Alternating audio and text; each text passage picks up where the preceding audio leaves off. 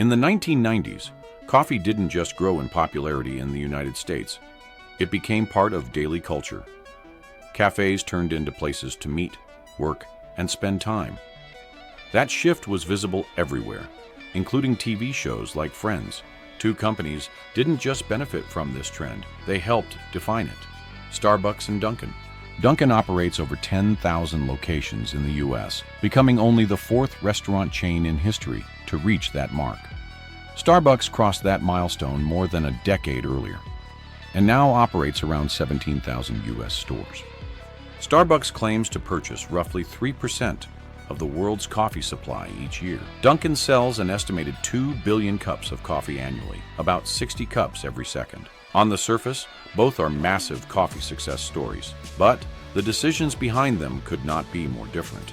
Geography and expansion. Starbucks is deeply tied to Seattle, Washington. Its first store opened there in 1971, and the city remains its headquarters. Dunkin's roots are on the East Coast. Its first location opened in Quincy, Massachusetts in 1948, and its headquarters still sits near Boston. That history shaped how each company expanded. Dunkin' dominates the East Coast. Of its 10,000 U.S. locations, roughly 9,000 are east of the Mississippi River. Notably, Dunkin' has no locations in Starbucks' home state of Washington or nearby Oregon and Idaho. Starbucks, meanwhile, spread aggressively across the West Coast and major cities nationwide.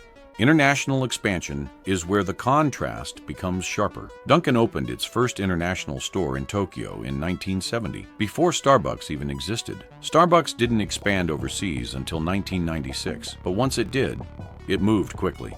Since 2018, Starbucks has operated more international stores than domestic ones, and now has roughly 5 times as many locations outside the U.S. as Dunkin'. Franchising versus control. One of the most important decisions separating these companies is franchising. Dunkin' was one of the earliest restaurant chains to franchise at scale. Founder Bill Rosenberg began franchising in the 1950s and believed it represented entrepreneurship and economic freedom.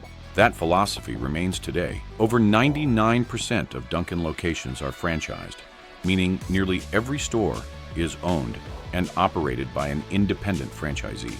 Starbucks took the opposite approach.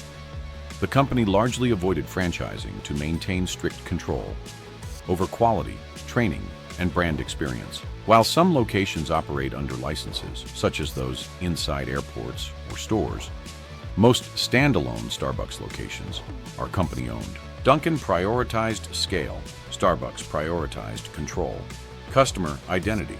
Those decisions shaped their customer bases. Dunkin' built its brand around working-class Americans. Its founder dropped out of school during the Great Depression to support his family and later ran food trucks serving factory workers. In the 1980s, Dunkin's advertising centered on Fred the Baker, a character meant to represent early morning, hard-working customers.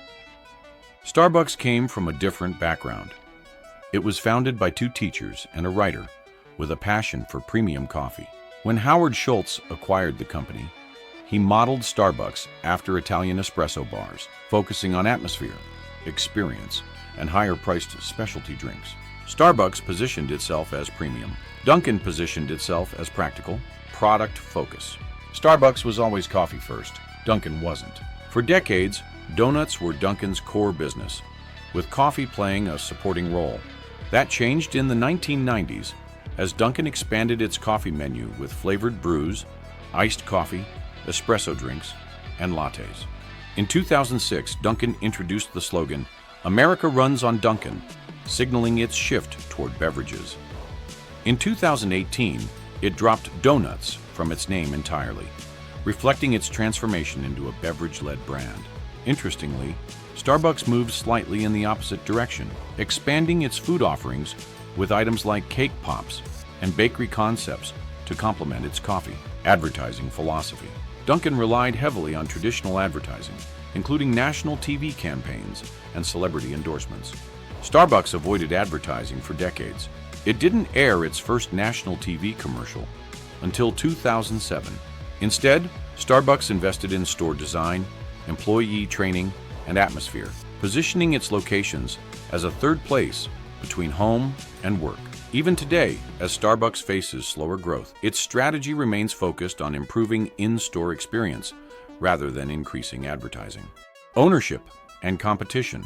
Starbucks has remained largely independent throughout its history. Dunkin', by contrast, became part of larger corporate groups. After merging with Baskin-Robbins, it was later sold to private equity firms and eventually acquired by Inspire Brands in 2020. Today, both brands face increasing competition.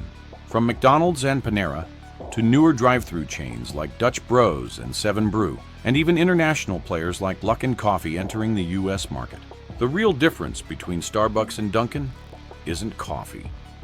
It's the decisions they made about control, scale, customers, and experience, and how those choices continue to shape their futures. Which brand do you prefer, and why?